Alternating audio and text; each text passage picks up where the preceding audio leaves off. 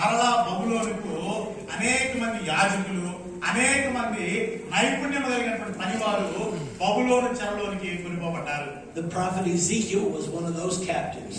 ఆ సమయంలో చెరలోనికి కొనిపోబడినటువంటి వారిలో ప్రవక్త అయిన హెజ్కియేలు ఒకడై ఉన్నాడు. And then the big event happened in 586 BC. తరువాత 586 BCలో ఒక గొప్ప సంభవం జరిగింది.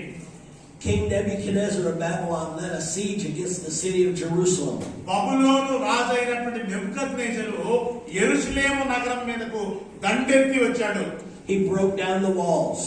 ఆయన వచ్చి యెరూషలేము ప్రాకారపు గోడను కూల్చివేశాడు.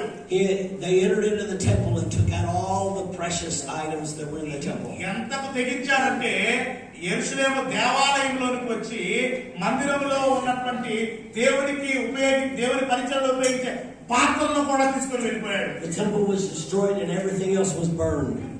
ఆ యొక్క దేవాలయమును ధ్వంసం చేసి అగ్నితో కాల్చి వేశాడు. And the rest of the captives were carried away to Babylon. ఇంకా అక్కడ ఉన్నటువంటి శ్రేష్టమైనటువంటి వారిని బబులోనుకు వారిని కొనుక్కుపోయాడు.